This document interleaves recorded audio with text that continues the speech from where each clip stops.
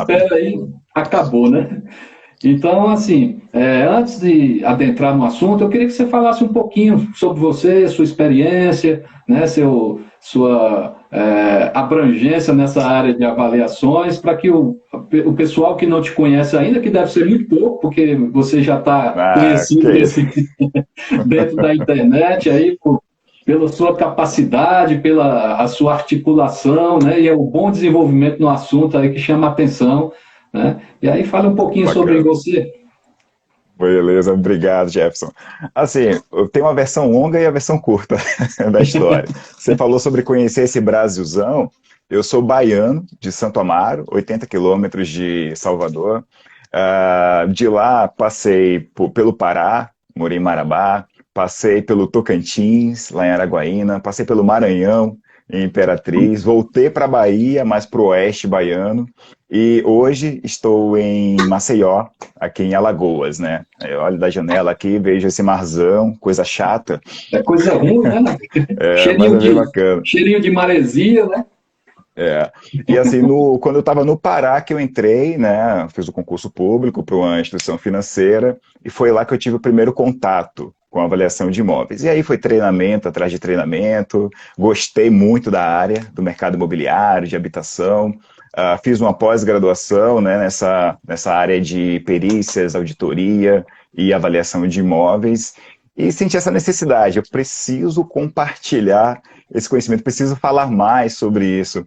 E o bacana da internet é que permite contatos como esse. Né? A gente Verdade. se conheceu no Instagram, né? Agora a gente está aqui batendo papo. E aí, para quem não sabe, é o primeiro papo, de fato, né? Que a gente para conversar a respeito de um assunto. Eu acho isso muito legal e eu fico à disposição mesmo, tá? Para poder falar sobre o que sei, sobre a experiência que tive e aprender com um mestre como você, né? É isso. Mas é verdade, você falou aí, a questão da internet, ela, nesse período, é uma das coisas boas que eu acredito que a pandemia trouxe, né? Que foi para aqueles que gostam de estudar, que gostam de buscar o conhecimento, né? Inclusive esse projeto das lives é chamado Compartilhando o Conhecimento, né? Você falou que gosta de compartilhar o conhecimento. Olha É só. exatamente com essa intenção. A gente já fez lives aí com várias pessoas, diversos assuntos na área da engenharia, né, mas com essa única intenção de compartilhar o conhecimento, porque o conhecimento guardado, ele é inservível, né? O que Perfeito. a grande sacada do conhecimento é você passar para outra pessoa. Você pensa, aquele que quer reter o conhecimento para si, ele é muito pobre de espírito, e outro, aquele conhecimento dele vai se acabar com ele ali, né? Ele não tem a oportunidade de passar. Eu acho que isso é a grande sacada do professor, né? O professor ele consegue vislumbrar isso com ter uma visão melhor sobre isso, porque a gente gosta de passar o conhecimento, a gente não tem Isso. medo da concorrência. Isso é E o é uma grande problema. paixão, né? É uma paixão em É, compartilhar o que sabe. Eu gosto muito da comparação, até desculpa te interromper, gosto não, muito da tranquilo, é assim comparação mesmo. do conhecimento com a vela. Né? Se você tem uma vela acesa, tem várias pessoas lá com a vela apagada. Se você vai lá e acende a vela de cada um, não diminui nada a sua luz. Você continua com seu Exatamente. conhecimento e você consegue passar para frente. Eles continuam passando para frente. Chega um momento que está todo mundo com a vela acesa, todo mundo iluminado, né? E o conhecimento, eu gosto muito da comparação do conhecimento com a luz, né? Porque ele tende a Aham. iluminar de fato, né? Os caminhos, iluminar as oportunidades, né? Iluminar a vida como um todo. E sem contar a possibilidade da gente estar conhecendo pessoas de diversas partes do país, né? Cabeças pensantes, pessoas que fazem diferença na sua região, assim como você, como o Gabi, o Adriano, várias outras pessoas que estão aí assistindo, né? E que têm o seu diferencial, né? E que compartilham assuntos interessantes.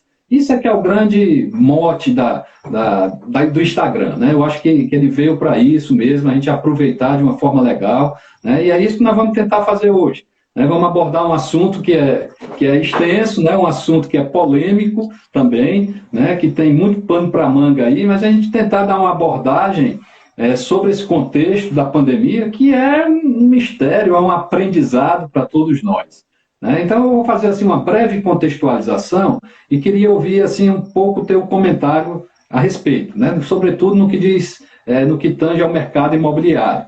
Se a gente observar o mercado imobiliário como um todo, no início do ano, os analistas tinham uma projeção de um crescimento assim muito bom, porque o país vinha saindo de uma crise, né? E aí as questões não importam aqui no momento, a gente está analisando o ponto de vista do mercado. Havia uma tendência de um crescimento do mercado da construção civil, do mercado imobiliário, né? Assim como um todo, as taxas de juros elas estavam baixando, mas não ao patamar que está hoje, mas a gente já viu uma queda ao longo dos meses, né? Então tudo isso colaborava para que o mercado fosse a bola da vez do ano de 2020, né? Aí deu março, chegou a pandemia, né? E aí com a pandemia, né, começou a ter novas projeções, a princípio muito pessimistas, né, porque realmente o cenário era de terror, né, e ainda mas diminuiu um pouco, mas continua muito assustador, né, tanto é que esses analistas projetavam um crescimento aí da ordem de 3% do PIB, né, da construção civil para esse ano, e depois da pandemia, depois não, que a gente ainda está na pandemia, né, mas eu digo depois do foco, né, do ponto crucial da pandemia, eles projetaram uma queda de 4%. Né? Isso lá pelo mês de junho, por aí. Então, uma diferença aí de 7%. É muita coisa, né? Porque era 3 para cima e ficou 4 para baixo. Né? 7%. Então, e a gente fala... Pode falar. Não, que é isso? Por favor, pode concluir. Não, então, assim, o pico da pandemia mesmo, que foi de março a junho, né? Em julho começou o lockdown se acabar em algumas cidades, devagarzinho, as coisas irem voltando, tá? Mas, assim, até chegar esse pico aí, houveram demissão em massa, né? Empresas quebraram, né? Mesmo com a ajuda do governo, que foi um pouco tardia, isso trouxe aí muito problema, sobretudo para o mercado da construção civil, que é o setor que mais emprega, né? Que é o que puxa o crescimento, mas que também puxa, né? Vamos dizer assim, o retardamento do crescimento de um país. Tá? Então, com todas essas questões, né, e aí se a gente for a fundo, a gente vai ver uma série de coisas, renegociação de dívidas, carência de pagamento, principalmente dos financiamentos bancários e outros. Né? O setor de locação sofreu muito, né, com a devolução dos imóveis, ou então a negociação desses preços. Principalmente lajes comerciais, né? Lajes comerciais foi o que mais sofreu. Isso.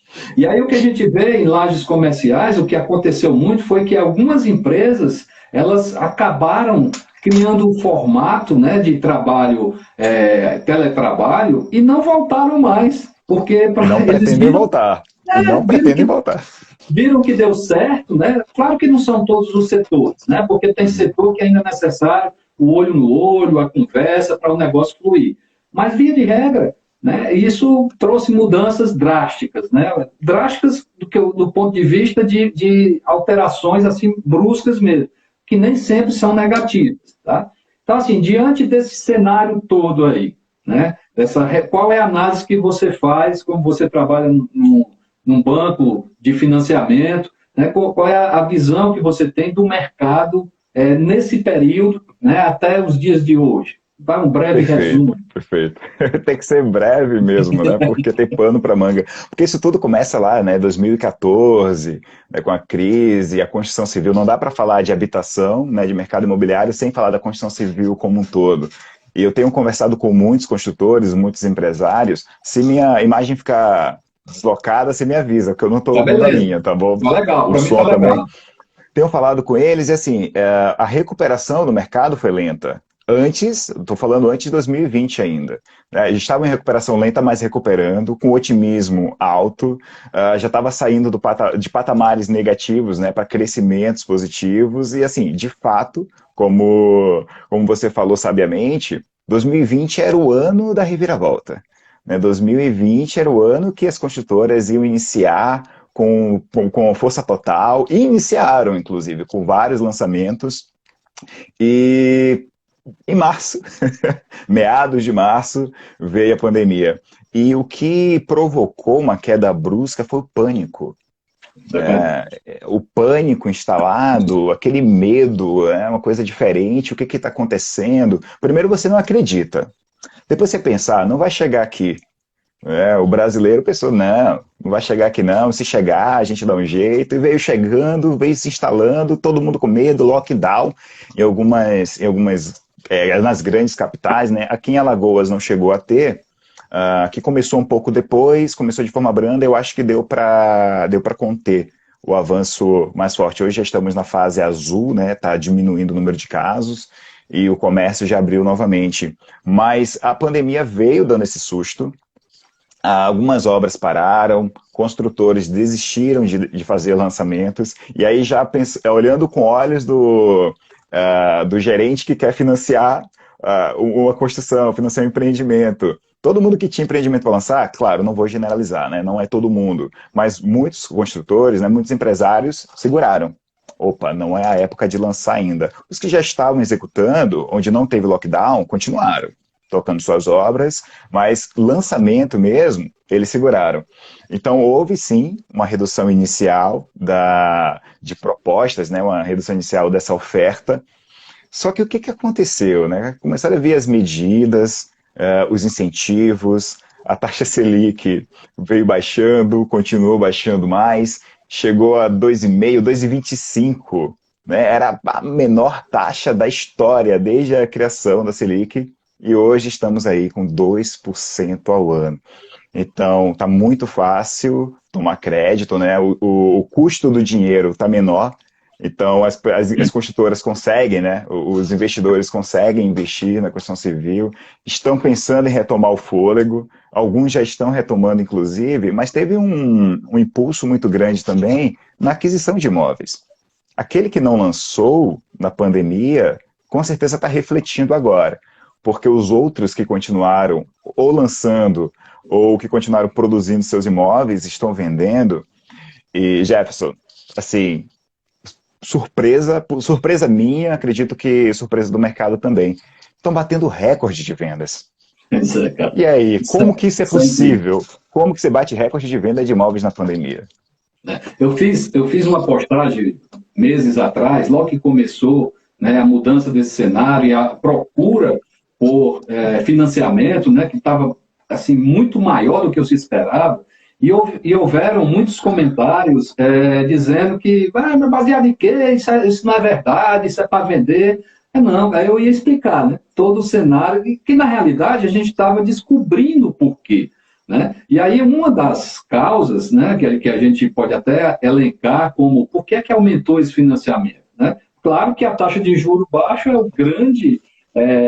vamos dizer assim, atrativo para que isso aconteça. Né? Trabalhando com 2%, o mercado imobiliário é um pouco maior do que a taxa Selic, mas já foi menor, né? Quando a taxa Selic estava mais alta, mas isso repercute demais na venda de imóveis. E outra, né? Muitas pessoas, elas em casa, elas começaram a sentir a necessidade, né, de um bem imóvel mais agradável, né? De você estar dentro, você estava o dia inteiro dentro de casa. Então, muitos procuraram, migraram de um imóvel para outro, né? Outros que moravam de aluguel, né, arriscavam, ao invés de tinham condições de pagar um aluguel, foram partir para um financiamento. Uma série de fatores que contribuíram para que isso acontecesse. Né? E aí a gente olhando assim no contexto dos financiamentos, né, eu acho que a taxa Selic mesmo, eu fiz até aqui um breve histórico, que eu acho importante, eu até anotei aqui para a gente ver, ó, se eu pegar de agosto de 2015 para agosto de 2020, olha aí como era a taxa Selic. Em agosto de 2015 era 14,25.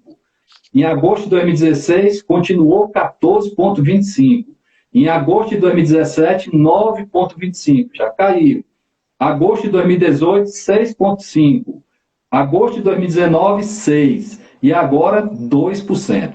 Tá? Então, aquela pessoa que tem recurso, ele prefere produzir. Ele não vai colocar num banco que não vai render. Né? Se a gente vê aí as maiores aplicações, elas estão dando quase empate. Né? Então, você vai implantar um recurso dentro de dentro de um banco, podendo fazer, ou de uma...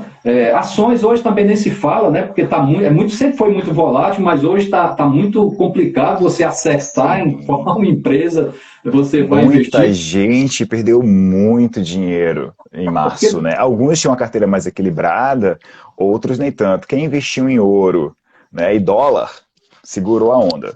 Né? Ouro e dólar depois de uma disparada. Mas os outros, né, depender, colegas meus, não, perdi um apartamento. Como assim você perdeu um apartamento, né? Perdeu um apartamento na bolsa. Se ele tivesse um apartamento de fato, ele refletindo, né? Se tivesse comprado apartamento, eu não teria perdido. Então, houve sim uma migração de investimentos, né? Seja a bolsa de valores, seja a renda fixa, houve uma migração desses investimentos para bens imóveis. Então, também, alguns investidores começaram a comprar imóveis para tentar dar uma equilibrada nessa carteira. Mas você falou uma coisa, Jefferson, que eu gostaria de resgatar, sobre a alteração na preferência das pessoas com relação ao imóvel em si. Que antes a casa, não, a casa para dormir, né, para necessidades ali específicas, só que a necessidade mudou. Verdade. Agora a gente tem necessidade também de ter um espaço para trabalhar em casa. O home office, né, ele virou uma realidade. Muitas empresas estão, inclusive, adotando, pelo menos para parte dos funcionários, essa nova não, sempre existiu, essa metodologia de trabalho. Né? Isso, agora deu uma intensificada, a gente está concorrendo com mais, pelo menos no meu aqui tem mais 4 lives nesse momento. Então, assim, home office, internet, essa conexão. Então as pessoas querem isso, né? Querem um imóvel que tenha um escritório, né? Que é um condomínio que tenha um coworkzinho lá, para ele poder se isolar, poder trabalhar. Isso vai influenciar na avaliação também. Sem dúvida. Né? Então, assim, a forma como a gente vai olhar o imóvel, a forma como ele vai ser valorizado no mercado, também vai alterar para as novas necessidades. É verdade. Você já tem observado alguma alteração nesse sentido nas suas avaliações? Já sim. A gente tem observado sim. Só para não perder aqui o fio da meada, aí eu volto a esse assunto. Né? Teve o meu xará aí, Jefferson, ele é correspondente bancário aqui na região, e ele está dizendo que o cenário atual aqui está muito bom. Né? Então, Olha, ele está conseguindo fazer muito financiamento. Né? Tirando a pandemia, está tudo muito bom. Pois é, tirando a pandemia. Mas isso aí é onde é que eu acho que, mudando de assunto, mas é um problema sério, porque as pessoas, elas acabam, quando as coisas começam a funcionar, ela acaba desleixando de todo esse cuidado. A gente já vê muita gente sem máscara, muita gente em aglomeração, e isso, se de repente, né, retornar, vai ser um caos para todos nós, né? Porque a gente começou a colocar a cabeça de fora do poço. Né? Ainda está só os olhos olhando assim para ver como é que está lá fora. Né? E se de repente a gente for empurrado para baixo de novo, aí, meu amigo, eu não sei se muitas empresas aguentam esse baque novamente. E o Leonardo, né, lá da Plana, ele falou que a valoração de imóveis lá em João Pessoa também está muito alta. Né? Então, assim, tudo isso vai corroborar com isso que nós estamos falando aqui, né, dessa questão do mercado. Né, e o financiamento está sendo impactado por isso, a busca, a procura. Né, e isso você fez uma colocação que aí a gente vai adentrar agora exatamente no assunto das avaliações. Será que isso está sendo pontuado na hora das avaliações? E aí, cara, eu gosto sempre de fazer essa reflexão, aí não entenda como uma crítica, ou então o querer ter uma reserva de mercado de forma alguma. Né? Mas o que eu vejo muito é que, com a abertura desses editais, tem muita gente entrando no mercado sem o conhecimento necessário. E aí, como é a avaliação que é feita? Você chega para fazer a vistoria e pergunta, você está vendendo por quanto? O cara, 200 mil. O laudo vem 200 mil. Né? Aí o cara já sabe que só financia 80%, ele já majora aí os 20% para quando jogar o percentual sair no valor que ele quer. Né? Então faz uma vistoria, claro que aí eu não estou generalizando, estou falando que a gente vê porque não tem ninguém melhor para dar esse feedback do que os corretores e os próprios construtores. eles falam que o cara, às vezes, chega aqui do carro mesmo, ele já faz. Né? E isso é ruim, porque isso reflete de forma negativamente no valor, né, desses imóveis e a caracterização dessa... Porque a gente sabe que a avaliação ela vai passar aí por diversos parâmetros, né, que são importantes e cada mercado é um mercado diferente. Pode ser que uma variável seja importante numa cidade e em outra não seja. E isso só uma boa pesquisa, um bom diagnóstico do mercado é que vai poder comprovar isso. Então, isso me preocupa muito, né, porque há discrepâncias de valores dentro de um mesmo órgão financiador, de um mesmo banco, feito por uma empresa e por outra. Né, onde uma tem uma fundamentação, tem todo um critério de elaboração de laudo e outra não tem. Né? E aí eu acho que os bancos precisavam ter, e aí eu reforço, não estou aqui querendo uma reserva de mercado. O que eu estou querendo é, até porque o mercado é dos engenheiros e dos arquitetos. Então, o que eu estou querendo é que haja um bom senso, uma boa qualificação, né, para que esse trabalho possa refletir num resultado real. E a gente vê muito curso aí, você quer fazer avaliação? Se você só souber matemática básica, é o suficiente. Cara, você dá curso aí de Excel, né, de como aplicar avaliação de imóveis através do Excel, né, e você sabe que não é só isso. Nossa, né? Tá longe disso. Vou pegar dois ganchos na sua fala, um deles com relação à experiência, né, que os bancos estão cobrando para credenciar, né, novos avaliadores. Existe, de fato, uma gama grande, né, uma oferta grande de cursos rápidos, né, de promessas mágicas. Muitos engenheiros me procuraram, fiz o curso, mas não aprendi. Né, queria ver como que você pode me ajudar com isso ou aquele outro, com consultas específicas, né? E, de fato, a avaliação de imóveis, ela não se esgota em um curso de 20 horas. Né? Então, assim, eu não culpo nem o profissional que deu o curso para eles, porque 20 horas não vai fazer de você um avaliador de imóveis com a experiência de Jefferson Marinho. De jeito nenhum.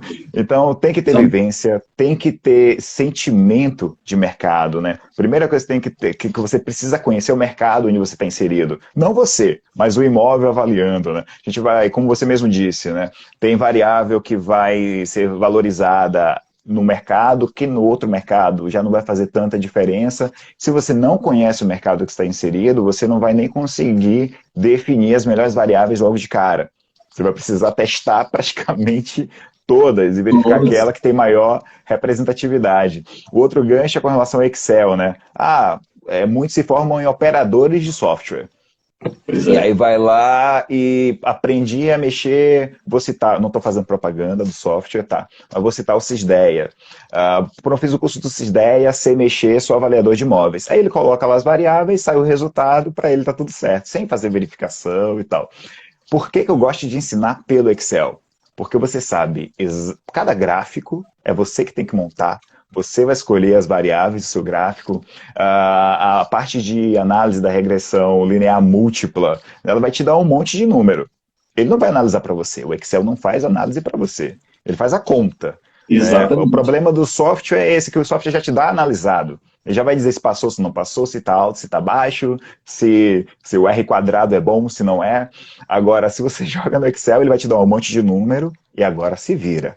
Vai lá item a item, verificar, olha na norma, vê o que a norma recomenda, vê se está bom, faz os testes, porque inferência estatística tem muito disso, né? Você vai criar hipóteses, a minha hipótese é que a localização influencia o preço. É uma hipótese. Como é que você vai testar a sua hipótese? Por inferência estatística. Claro que inferência estatística é apenas um exemplo, né? Tem fatores, tem outros métodos, né? Eu falo tem redes neurais, que eu acho bem interessante. Redes neurais também. E assim, eu falo isso porque por ser o mais utilizado, né? Ele o conhecimento dele está mais comum, está mais difundido. Mas assim, não dá para o cara fazer um curso de 20 horas, emitir um laudo, se credenciar, por exemplo, BNDES, você está pagando R$ 1.450 em um laudo. Assim, a menor, tá? Chega a 24 mil, isso cresce os olhos de fato. Não quero ser credenciado BNDES.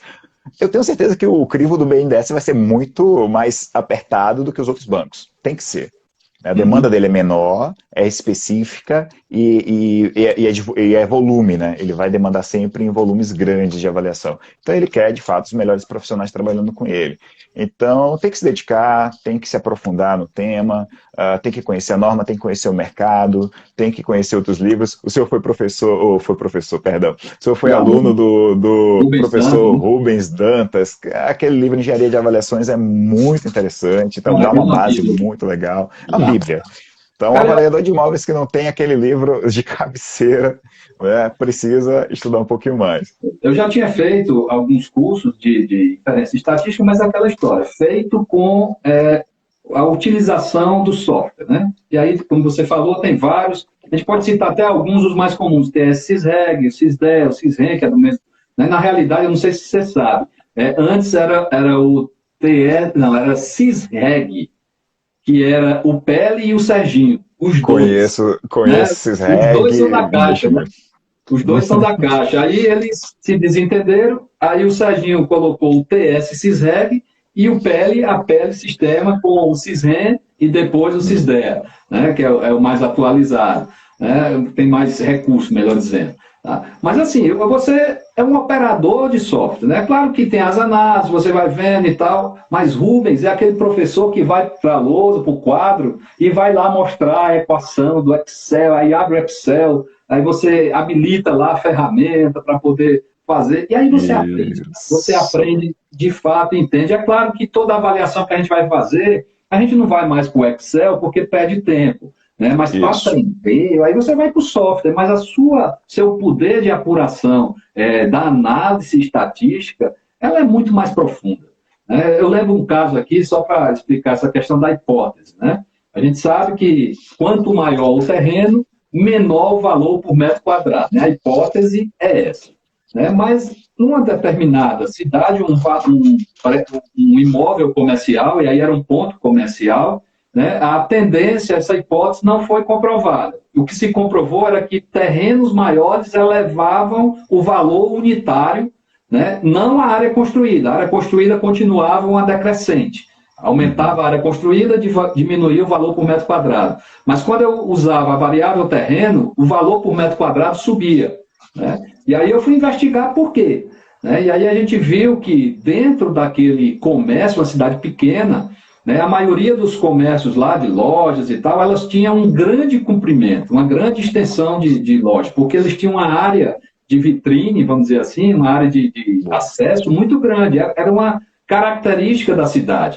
Então, naquela amostra específica, um terreno grande puxava o valor por metro quadrado. Claro que tinha um limite. Aí eu me lembro lá dos fatores, onde a gente tinha uma grande profundidade, já tinha os valores que iam diminuindo por faixa, né, as fórmulas lá de Harper e etc. Né? E, assim, a gente usava uma fórmula cegamente, né? Eu ainda peguei a 502 de 77, a NB 502 de 77, ainda fiz a avaliação por ela, e era fatores. E a gente usava fatores que eram calculados no sul do país, usava em qualquer lugar do Brasil. Né? E nem sempre essa característica podia ser considerada. Aderente, perfeito. A grande vantagem da inferência é essa, né? Porque você cria o teu modelo ali, você pode até pegar de outras cidades, usando uma variável socioeconômica para medir aí, as diferenças entre as cidades, né? Mas você consegue ter um diagnóstico mais preciso e reduz muito a subjetividade. Né? Quando eu faço por fatores, eu digo antes da nota, porque hoje o que a gente vê ainda, eu acho que você já tem observado isso, é que muita gente usa fatores da moda antiga. Né? E a norma diz que eu posso usar fatores desde que eles tenham sido extraídos de um levantamento estatístico, de uma inferência estatística, né, para cada variável daquela, onde eu acho o fator, né, para cada um. E não usar aquelas fórmulas antigas que são características de um caso específico. Né? Então, isso, assim, isso traz consequências na avaliação. Né? Perfeito. E assim, além de pode ser ou um trabalho publicado, né, naquela região, daquele mercado, ou inferido pelo próprio avaliador. Uhum. É muito difícil, né, nas outras regiões do país. São Paulo tem um diferencial, né? São Paulo tem os fatores dele, então São Paulo tem muito estudo com relação a isso, eles conseguem fazer avaliação por fatores. Mas você pega outras regiões do país que não tem. né, os fatores publicados para aquela região. E sim, sei casos de engenheiros e arquitetos que pegam esses fatores de São Paulo, justificam que o mercado não sofre alteração com relação a essa variável, e vai lá e aplica. Eu não aceito. Eu não aceito. Ou você vai no mercado, no seu mercado, o mercado onde o avaliando está inserido, e estima esse fator, né? Aí você vai lá, vai estudar o mercado, vai fazer a sua análise científica e vai achar o seu fator. Aí tudo bem. Agora, pegar fator de outro estado, né, tentar justificar e aplicar, por exemplo, o valor de... Esse é clássico. O valor de oferta e transação. Não, 10%. Eu não sei. Onde que está dizendo que é 10%? Mostra aí. Não, é 10% porque é usual, né? É 10% porque está no fator publicado em outro lugar. Oferta e venda vai ser, oferta e transação no caso, né? Vai ser a mesma relação em qualquer lugar do país. E nem sempre é assim. Nem sempre é assim, depende do valor do imóvel. Não só do mercado, mas depende inclusive do valor do imóvel, né? Não vai ser sempre 10%. Né? Pode aumentar, pode diminuir. Né? Precisa fazer esse estudo. Você precisa ter dados que você conheça o valor de oferta e o valor da transação para você poder inferir, né, sobre esse fator, né, para você poder utilizar. Eu lembrei bem que se usava um determinado percentual quando ia se calcular o valor de locação de um imóvel, com base no valor venal, se colocava 1%. Né? Por quê? Porque 1% para comercial, 0,5% para residencial. Tem gente que usa até hoje. Exato, porque na época que foi feito esse levantamento, acredito que alguém fez um estudo, analisou, e ele chegou àquele percentual de 12% ao ano, né, que era o que as taxas de juros até não tem muito a ver índice econômico com avaliação, né, mas é um parâmetro de confrontar, mas eu não posso, se eu tenho um imóvel que foi avaliado há 2 anos atrás, um dado pretérito, eu atualizar com índice econômico. Né, não existe, porque o mercado imobiliário é totalmente diferente. Né, então, eu posso usar uma variável data, né, ter vários dados de datas pretéritas, usar uma variável data, ver se ela se ajusta a modelar, se ela representa isso bem, e aí eu utilizo, posso usar dados pretéritos, nada contra. A norma até recomenda no máximo 24 meses, né, 2 anos. Né, mas pode ser, ela diz recomenda, mas pode ser mais. Né, mas assim, você só pode fazer isso num caso que você não tenha dados mesmo, escassez total de dados. E aí usar índices dessa forma trazem resultados totalmente... Distorce demais. Muito. E com relação a tempo, né, a norma ela é bem clara, quando ela fala dados contemporâneos à data da avaliação. Né? E assim, qual a validade de um laudo? Qual o prazo de validade? Quando que um laudo vence? Quem vai dizer é o cliente, porque aí, vê se você concorda comigo. O laudo emitido ontem, hoje já está vencido. Porque ele é a data de ontem. A avaliação foi feita para ontem.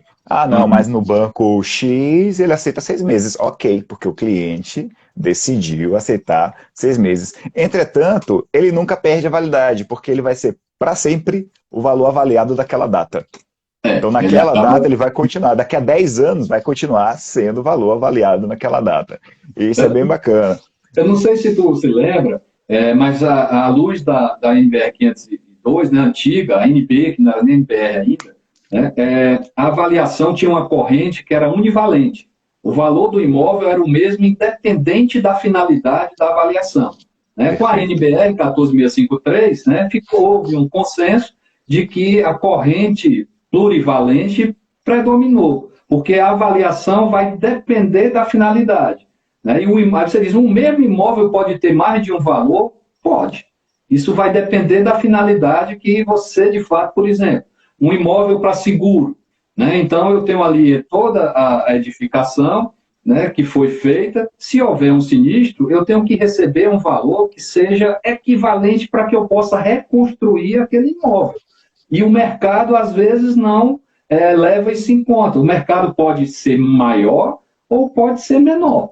Né? Então, a gente tem que pensar nisso e não ter um parâmetro único de avaliação, né? E a gente vê qual é a finalidade. Eu sempre pergunto ao cliente, se eu queria avaliação, quanto é? Eu digo, não, peraí, Tem calma. que ter. Preciso saber onde é o imóvel, preciso saber qual é a finalidade que você quer, essa avaliação, né? Qual é, o rigor, né? Não seria nem rigor, porque rigor era antes, né? Mas porque se você falar especificação e fundamentação, ele não vai entender. Mas qual é o que é que você precisa, né, desse laudo, para que a gente possa elaborar. Claro que os critérios vão ser os critérios de avaliação que estão contidos na NBR. Né? Esses aí a gente não pode fugir. Né? E, no final, chegar num contexto. Mas aí, vamos assim, para a gente tentar dar uma abordagem nesse critério de pandemia. O que é que você acha? Porque eu classifico assim, ó, antes da pandemia, né, a gente ainda está na pandemia, né? Então, no pico da pandemia e saindo da pandemia, que ninguém sabe quando sai. Né? Então, eu vejo 3 cenários. Né? De repente, você usar aí um código alocado, você tendo dados, você poderia até estimar isso. Né? Um para imóveis, aí eu não sei se é um, porque a gente tem que ver o mercado, porque pode ser que antes o valor tivesse maior, aí já não seria um. Né? Professor, eu não sei se você assistiu a mesma aula que eu, do professor Rubens Dantas, falando sobre avaliação na pandemia. Ele estimou, assim, demonstrou, né, uma sugestão para avaliação de imóveis com a variável dicotômica. Claro, a gente está no durante, né? Mas ele pensava antes da pandemia e pós-pandemia. Pós-pandemia, a partir da crise, né? Antes da crise, quando o mercado tinha um comportamento... Porque o comportamento do mercado mudou. Então, quando a gente fala de dados contemporâneos, a gente não está falando de 1 mês, 2, 3. A gente está falando das características do mercado, né? A partir do momento que a característica do mercado muda, você quebra, né, essa contemporaneidade. Então, você tem dados antes da pandemia, e aí você vai ter quando você fala de dicotômica, aí já não faz diferença, né? Se vai ser 1 ou 2, 0 e 1, 1 e 2, 1 e 10, mas aí você vai ter 0 antes da pandemia e 1 para depois da pandemia. E aí você consegue usar os dados tanto daquelas vendas com o comportamento do mercado, né, específico, como dados posteriores, né, à pandemia.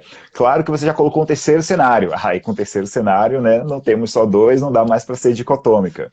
E aí talvez, de fato, o código alocado ou um código ajustado seja a melhor opção. Justamente para eu não descartar. Já pensou?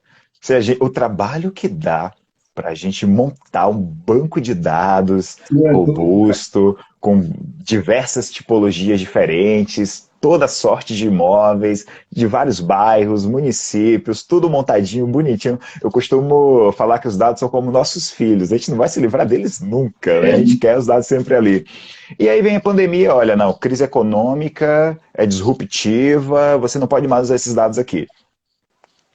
Voltou para o 0, vou ter que pesquisar. Não, só quero o dado de 16 de março de 2020 para cá. Então, os outros eu não quero mais. Se vendeu antes da pandemia, não serve para minha avaliação. Então, precisa ter essa variável. Né? Essa variável, eu não sei como é que eu vou colocar no meu laudo, né? Vai estar lá na fórmula.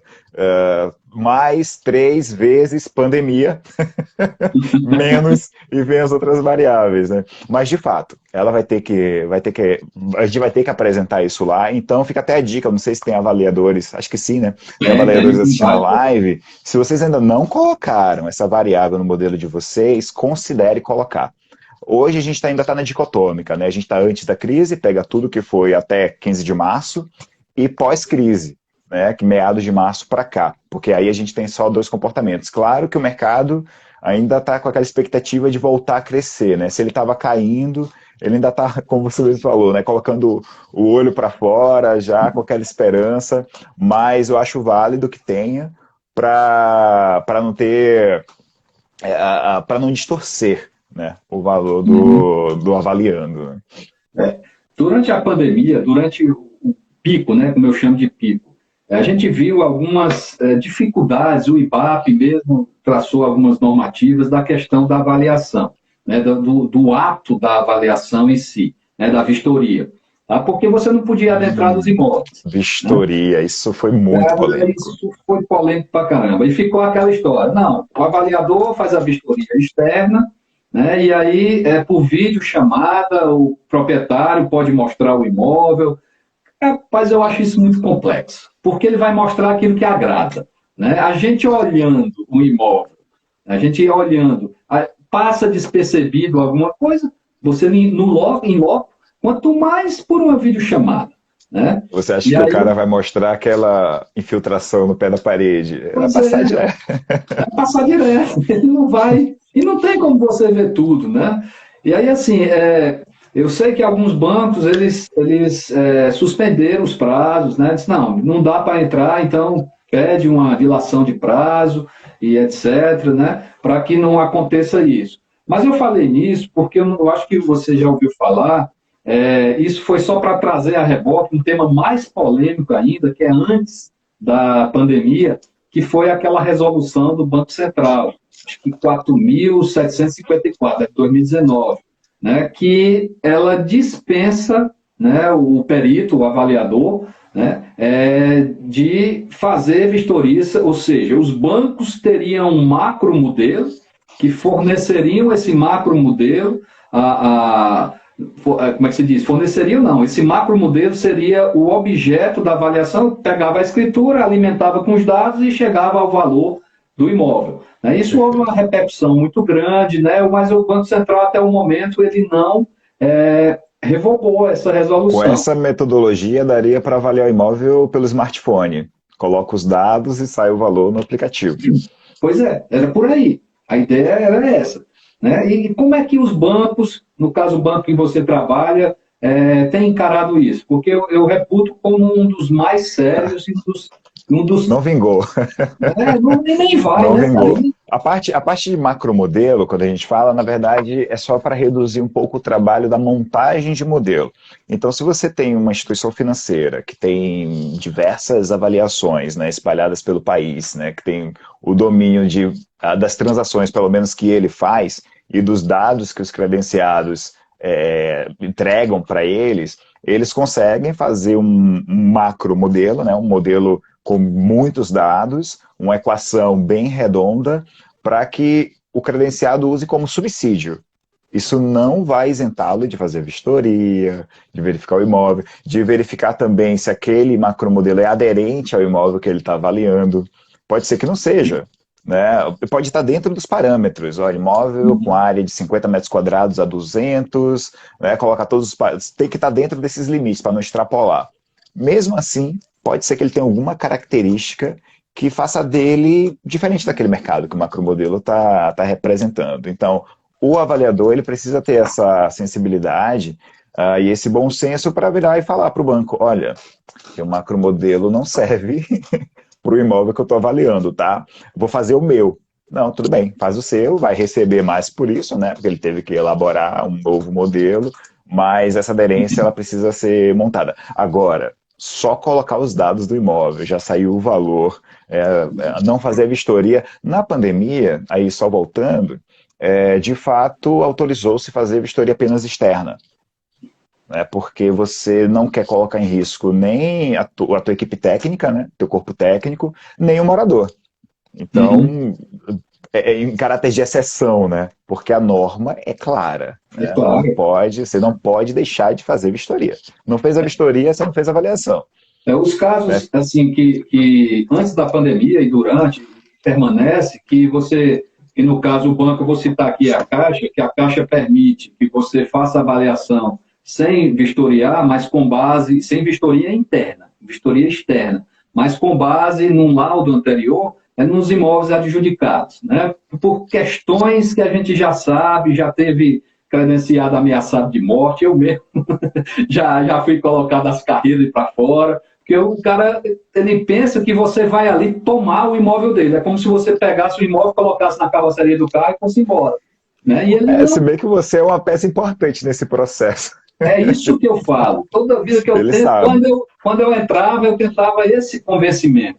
Né? Eu digo, olha, o banco não tem um interesse em tomar o seu imóvel, ele tem interesse em que haja um pagamento. Então, eu estou aqui para ver o valor, porque senão ele vai avaliar pelo valor do saldo devedor. Então, tudo isso vai contribuir para você. Então, o ideal, claro, fica à vontade, se não quiser permitir, mas aí hoje a Caixa já bota lá vistoria externa, e já libera a gente. Outros bancos vai depender da situação, né? Mas geralmente quando há um litígio, eles isentam a gente dessa tarefa Sim. árdua de argumentar toda essa história para entrar, né? E É aí porque na responder, concessão alguém já fez a vistoria, né? pois Você é, já tem aquelas verdade. informações. Aí você checa e vê se está mais ou menos dentro do padrão, né? Você já tem um valor base, né, que foi o do financiamento, o valor do saldo devedor. Então, o banco, com aquele valor que você vai fornecer, ele tem uma noção para colocar aquilo ali numa venda direta ou no leilão, né? Porque hoje é venda direta, porque a adjudicação ele já passa por nome dele, né? A adjudicação não, a alienação fiduciária, o imóvel já fica no nome do banco. Então, É o o nome banco do não banco. precisa, ele faz leilão porque são muitos, mas é um leilão que não é nem judicial, né? Leilão, como é que a gente diria? Privado eu não sei se é, porque o banco não é privado, né? Mas leilão sem ser Alguns são, né? extrajudicial, pronto, extrajudicial, aí a palavra. Tem uma pessoa, a Elis Menia, a gente estava abordando isso um pouco antes, né? Qual é a dica que a gente dá para ela que quer iniciar nessa área de avaliação e já pensa em se credenciar, né? Qual é a dica que você dá aí, Bel? Como sendo, trabalhando num Vamos banco lá, que me vamos. lida exatamente com isso? De fato, a melhor forma de iniciar no mercado, né, de avaliação de imóveis é fazendo um curso. Vai ter que fazer um treinamento, não tem jeito, você vai precisar ser direcionado dessa forma. Fazendo esse curso, você vai precisar agora adquirir experiência. E aí eu sugiro fazer o curso, de preferência que mexa com Excel e não direto no software, porque senão você não vai aprender a avaliar imóvel, você vai aprender a operar um software. Não estou dizendo que não precisa do software. Assim, ele é espetacular, tem que ter Ajuda. para dar velocidade, ajuda muito. Mas assim, no início da carreira, né, como na tua pergunta, então faz o curso, trabalha no Excel, se insere no mercado, vai treinando, vai pegando avaliações. Qual que é o grande erro? Talvez entrar no mercado de forma precoce, né? Entrar no banco de forma precoce. Porque às vezes você faz um laudo, apresenta esse laudo para o banco, às vezes ele até atende, né, todos os parâmetros e você é credenciado. E aí o banco vai começar a exigir de você vistorias e laudos diversos, e você vai ter na sua mão poder de decisão que vai envolver a vida que é o sonho, né? A realização do sonho do cara que quer financiar aquele imóvel e garantias de milhares, né, de reais, às vezes milhões, tá? Que isso fique claro, às vezes milhões. Olha a responsabilidade dessa operação, né? Não, mas eu quero entrar, quero ser credenciado logo. Então, um erro numa avaliação dessa tem proporções muito ruins, inclusive para a carreira daquele que está iniciando. Então, a experiência ela é muito importante. Pois Então, é. antes de ser credenciado, eu só preciso de um laudo. Faça 10, testa, oferece seu serviço. Eu não vou falar para fazer, para fazer trabalho comunitário, fazer laudo de graça para todo mundo. Não, não é bem assim. Mas verifica, né? Tenta prospectar clientes, tenta se inserir no mercado, tenta conhecer o mercado, faz pesquisa. Um erro de alguns avaliadores é que ele só faz pesquisa de mercado quando ele tem o dado, o imóvel avaliando. Não, se ninguém demandou avaliação para mim, eu não preciso fazer pesquisa. Faz pesquisa todo dia.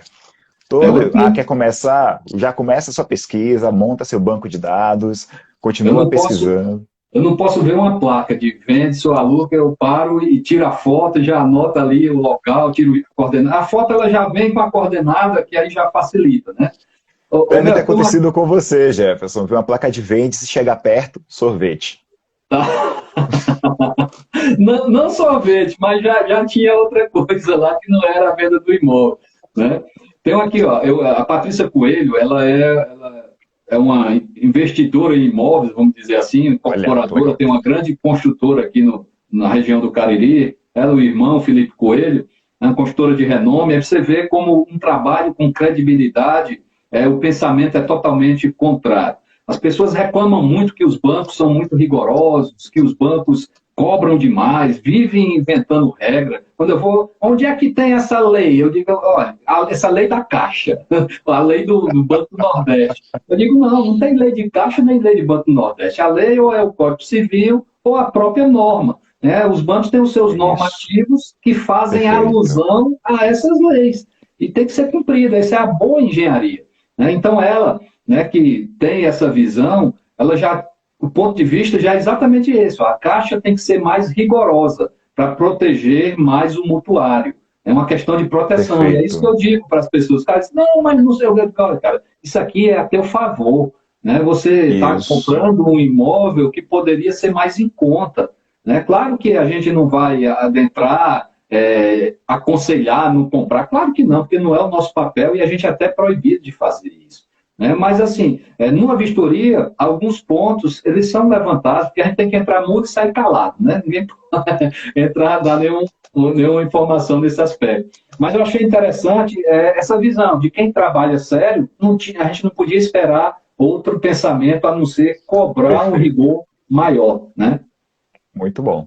Muito bom. E você fala de rigor, eu não vou trazer questões polêmicas dessas regras, senão não vai dar tempo da gente conversar. Mas já questionaram, não, e essa regra, onde é que tem? Código de Defesa do Consumidor, do direito de construir. Tá lá. É uma regra, não, ninguém conhece, você não pode se valer de não conhecer a lei. Né? A lei está aí, você precisa conhecer, sim. Inclusive, E, isso de está na fato, lei, né, o né? banco cobra o que já está na lei, o que já está na norma, não cria normas novas. Né? Só se a lei não for clara o bastante, e aí beleza, né? Ela interpreta a situação, não, vamos adotar desse formato. Mas nada só para restringir crédito, isso não acontece. Eu queria aproveitar, o tempo passa ligeiro, rapaz. Já estamos aí, falta 6 minutos. Mas é para agradecer Nossa. aqui, muita gente boa que está assistindo aqui. Né? A Patrícia Coelho, né? O nosso amigo engenheiro Lauton Parente, que é um dos patologistas, aí, dos Opa, novos patologistas. Né? Lauton, Lauton, meu parceiro do blog da engenharia também. Pronto, tive um prazer aí de fazer uma live com ele sobre perícia judicial. O Adriano Perito, que também acompanha, Silvana Torres, que é professora, né, e é também engenheira. Deixa eu ver mais quem tem aqui. Cristiana Furlan, né, que é também uma da novos patologistas, autora de livro. Né, tem aqui vários outros. A Nayara, que também é lá da Nova Engenharia, Nova Eng, né? Deixa eu ver quem mais. Olha, Cris está aqui também, Cris Furlan. Tá, Cristiano, o Jefferson Dásio, Boys, Dásio entrou aqui, que é de olha só, um monte de... Fortaleza, Bárbara, Larissa, Bárbara, Lisa, tem aluno meu na live, viu? olha aí, que coisa Ó, boa. a Giza tá aqui, muito bacana, muito Pronto, legal. eu acho que as perguntas que estavam aqui, a Luciana Lira está aqui, o Lucas, tem muita gente boa mesmo aqui, a gente agradece aí a todos, mas não acabou não. O que eu queria era ver com você, se você ouviu falar, te sondar com isso, no final do ano passado, né, houve uma provocação na ABNT para a criação de uma nova norma de avaliação destinada ao COFES. Né? E aí nós teríamos duas avaliações de imóveis para profissionais diferentes. Né? Isso traria uma insegurança jurídica que não tem tamanho. Né? O que é que você acha com relação a isso? Né? Hoje o corretor de imóveis ele já pode fazer avaliação mercadológica, né? Por lei própria, tal, tem resolução deles, e o engenheiro faz laudo de avaliação. Então, assim, o corretor ele está habilitado a opinar no preço, né? E agora ele já está habilitado, né, por força de resolução, a emitir um parecer técnico É o de PETAM, né? avaliação, parecer técnico de avaliação mercadológica. Mercadológico. Então, beleza, isso atende para alguns objetivos, né, dependendo da finalidade não do laudo, do parecer, porque laudo, só quem pode emitir é engenheiro e arquiteto. E aí a gente retorna ao Código de Defesa do Consumidor, artigo 39, parágrafo 8, se eu não me engano, né, que Do você inciso precisa 8. atender, inciso 8, né, aí já sabe qual é também, né, a gente adora ele. Você precisa atender às normas técnicas, né? Então, se você não atender a norma técnica, é uma prática abusiva, você não pode vender. E a 14653, né, define, engenheiro e arquiteto podem emitir, né, a atividade restritiva desses profissionais, né, que pode emitir laudo de avaliação. Mas aí, com relação à BNT, a gente sabe que a BNT é uma empresa privada. É. Né? Então, assim, A BNT pode vir a fazer, eu concordo com você que pode dar alguma divergência, porque o profissional técnico, a gente não faz só avaliação, a gente utiliza conhecimento de engenharia diagnóstica também, quando a gente vai Exato. avaliar o imóvel, aspectos construtivos, aspectos arquitetônicos, não tem como colocar isso na avaliação do corretor, né? Então ele vai continuar emitindo parecer técnico, né? E a gente passa não, né? Continua emitindo tanto parecer técnico quanto laudo de avaliação de fato.